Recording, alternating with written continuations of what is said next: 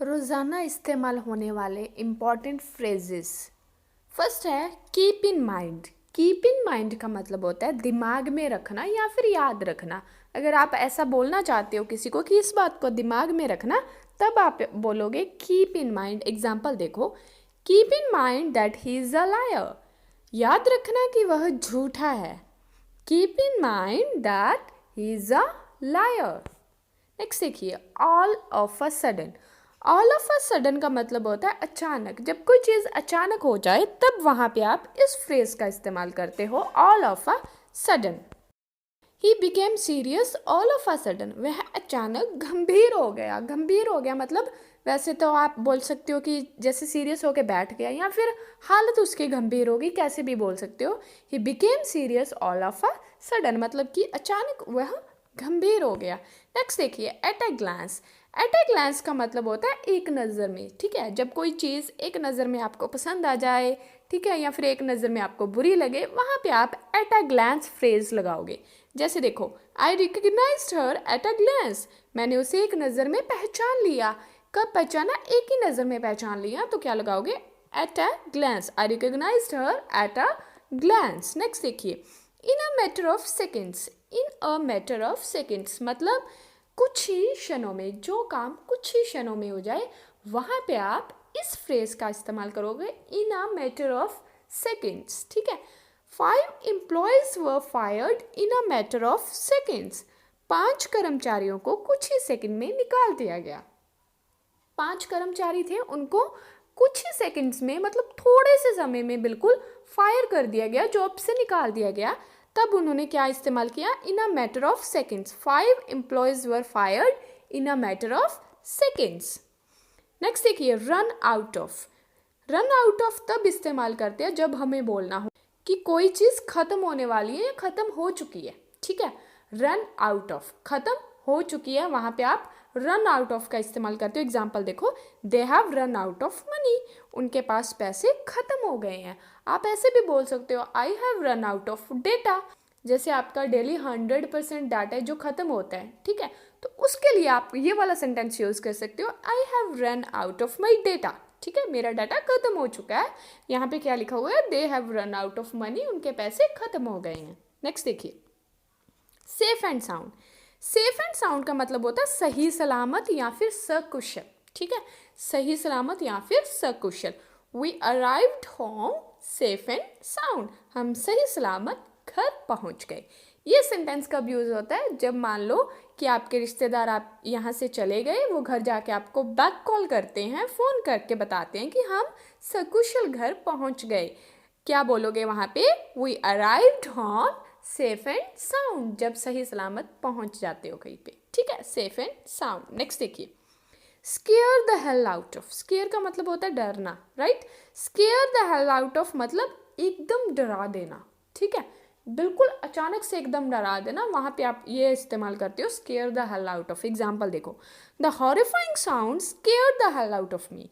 जो वो horrifying sound थी, मतलब वो भयानक आवाज़ ने मुझे एकदम से डरा दिया। ठीक है, the horrifying sound that scared the hell out of मी। ठीक है, नेक्स्ट देखिए, have a word with. Have a word with का मतलब होता है से बात करना, मतलब किसी से बात करना। ठीक है, वहाँ पे आप हैव अ वर्ड विद, जैसे आप नॉर्मल कॉन्वर्सेशन या फिर टॉकिंग का इस्तेमाल करते हैं, उसकी जगह आप ये बोल सकते हैं, have a word with. Example देखो, can I have a word with you. क्या मैं आपसे बात कर सकता हूँ? Can I have a word with you. क्या मैं आपसे बात कर सकता हूँ? बहुत अच्छा लगता है, बहुत अट्रैक्टिव लगता है ऐसा बोलना। ठीक है, नेक्स्ट देखिए, फ्रॉम स्क्रैच। फ्रॉम स्क्रैच का मतलब होता है बिल्कुल शुरुआत से। जैसे आप सिंपल लैंग्वेज में बोलते हो कि 0 लेवल से या फिर बेसिक लेवल से मैं इंग्लिश सीखना चाहता हूँ। ठीक है, मतलब बिल्कुल शुरुआत से सीखना चाहता हूँ, वहाँ पे आप लिख सकते हो फ्रॉम स्क्रैच। एग्जाम्पल देखो, we need to start our business from scratch. हमें अपना बिजनेस बिल्कुल शुरुआत से शुरू करने की ज़रूरत है। ठीक है, कि हमें जो बिजनेस है बिल्कुल बेसिक से, बिल्कुल स्टार्टिंग से शुरू करना है, बिल्कुल 0 लेवल से शुरू करना है। वहाँ पे इन्होंने फ्रॉम स्क्रैच लगाया, we need to start our business from scratch. Next देखिए, डे इन डे आउट। इसका मतलब होता है दिन रात या लगातार। कोई काम दिन रात चल रहा है, लगातार चल रहा है, उसको डे इन या डे आउट बोलते हैं। एग्जाम्पल देखो, he worked day in day out to become a doctor. उन्होंने डॉक्टर बनने के लिए दिन रात मेहनत की। दिन रात मेहनत की मतलब लगातार मेहनत की। ठीक है, he worked day in day out to become a doctor. Next देखिए, in a nutshell. In a nutshell का मतलब होता है संक्षेप में। ठीक है, जैसे हम बोल देते हैं ना ब्रीफ में, संक्षेप में, बिल्कुल छोटा सा लिखना है। मतलब कि आपको एक पैरा दे दिया गया है और उसका कंक्लूजन निकालना है आपने सिर्फ 3-4 लाइंस में या फिर 8-10 वर्ड्स में। उसको बोलते हैं इन अ नटशेल। ठीक है, एग्जाम्पल देखो, in a nutshell I dislike him. संक्षेप में मैं उसे नापसंद करता हूँ। ठीक है, अब नापसंद करने के पहले उसने रीज़न दिए होंगे, चाहे वो सिगरेट पीता है या फिर वो झूठ बोलता है। ठीक है, वो अच्छा दिखाई नहीं देता इसलिए मैं उसे नापसंद करता हूँ। इन अ नटशेल मतलब बाद में शॉर्ट में उसने बोल दिया कि मैं उसे नापसंद करता हूँ। ठीक है, नेक्स्ट देखिए, round the clock. Round the clock का मतलब भी होता है कि दिन रात या फिर 24 घंटे। ठीक है, सेम मीनिंग है इसका डे इन डे आउट वाला। ठीक है, he studied round the clock to pass his exam. उसने परीक्षा पास करने के लिए दिन रात पढ़ाई की। He studied round the clock to pass an exam. Next देखिए, sooner or later. Sooner or later का मतलब होता है देर सवेर या फिर कभी ना कभी। जो काम देर सवेर या फिर कभी ना कभी होगा ही होगा उसको बोलते हैं सूनर और लेटर। एग्जाम्पल देखो, sooner or later she realise her mistake. देखो मैंने बोला था कभी ना कभी होगा, मतलब कभी ना कभी उसे अपनी गलती का एहसास होगा। सूनर और लेटर कभी तो होगा मतलब। ठीक है, सूनर मीन्स जल्दी भी हो सकता है, लेटर मीन्स बाद में भी हो सकता है, देर भी हो सकती है, सवेर भी हो सकती है। ठीक है, sooner or later she will realise her mistake. Next है इंस्टेड ऑफ। इंस्टेड ऑफ का मतलब होता है के बजाय या फिर के स्थान पर। ठीक है, हम बोल देते हैं ना कि इसके स्थान पर अगर ये होता, ठीक है, के बजाय, वहां पे हम इंस्टेड ऑफ का इस्तेमाल करते हैं। एग्जाम्पल देखो, I would like to make friends instead of enemies. मैं दुश्मनों के बजाय दोस्त बनाना पसंद करूंगा। I would like to make friends instead of enemies. Next देखिए, in the first place. In the first place का मतलब होता है सबसे पहले या फिर पहली बात ये है। ठीक है, सबसे पहले। In the first place you need to wear a nice dress. सबसे पहले आपको एक अच्छी ड्रेस पहनने की ज़रूरत है। मतलब आप किसी गर्ल से मिलने जा रहा है कोई, ठीक है, कोई लड़का है किसी गर्ल से मिलने जा रहा है, तो सबसे पहले उसको क्या ज़रूरत होता है? अच्छा दिखने की ज़रूरत है, राइट?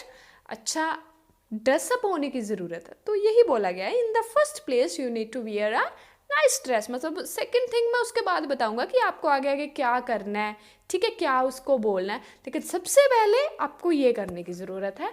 वहाँ पे हम इन द फर्स्ट प्लेस फ्रेज का इस्तेमाल करते हैं। नेक्स्ट देखिए, like a fish out of a water. ये एक इडियम है, like a fish out of a water. इसका मतलब होता है बेचैन। अब देखो, like a fish out of a water, इसका मतलब यही है ना, अगर हम सिंपल भाषा में देखें कि मछली पानी से बाहर होती है, जैसे उसकी हालत होती है वैसे, तो वो बेचैन होती है ना, तो इसका मतलब बेचैन है। एग्जाम्पल देखो, after she left I felt like a fish out of water. उसके जाने के बाद मुझे बहुत बेचैनी हुई, मतलब मैं बहुत तड़पा, जैसे मछली तड़पती है वैसे तड़पा। After she left I felt like a fish out of water. बहुत अच्छा आइडियम है ये, ठीक है, अगर आप अपनी फीलिंग्स, अपनी भावनाएं किसी को एक्सप्लेन करना चाहते हैं। नेक्स्ट देखिए, over and over. Over and over का मतलब होता है बार बार, कोई चीज़ बार बार हो रही है, over and over. Don't make the same mistake over and over. बार बार एक ही गलती मत करो। Don't make the same mistake over and over. Next देखिए, अगेन एंड अगेन। इसका मतलब भी सेम होता है, बार बार। इसका मतलब भी क्या होता है? बार बार। We shouldn't commit the same mistake again and again. हमें एक ही गलती बार बार नहीं दोहरानी चाहिए। तो आप जहाँ पे बार बार लिख रहे हो वहाँ पे ओवर एंड ओवर भी इस्तेमाल कर सकते हैं, अगेन एंड अगेन भी कर सकते हैं, दोनों ठीक है। ठीक है, we shouldn't commit the same mistake again and again, but over and over ज़्यादा अट्रैक्टिव लगता है, राइट? नेक्स्ट देखिए, look forward to. Look forward to का मतलब होता है उत्सुकता से प्रतीक्षा करना। जब हम बहुत एक्साइट हो गए किसी का वेट करते हैं, ठीक है, वहाँ पे लिखते हैं look forward to. I am looking forward to seeing you again, मैं आपसे दोबारा मिलने की बेसब्री से प्रतीक्षा कर रहा हूँ। I am looking forward to seeing you again. Next देखिए, turn a deaf ear to. अब डेफ क्या है? डेफ मतलब होता है ना जो बहरा होता है, जिसको सुनाई नहीं देता। तो डेफ ईयर टू का मतलब हो गया कि ध्यान ना देना। हम किसी चीज़ को इग्नोर कर देते हैं, हम ध्यान नहीं देते, जैसे हम सुन ही ना रहे हों उसको, ठीक है। वहाँ पे ये वाला फ्रेज यूज़ होता है। He turned a deaf ear to my request. उसने मेरे अनुरोध पर ध्यान नहीं दिया, ठीक है, मतलब अनसुना कर दिया। He turned a deaf ear to my request.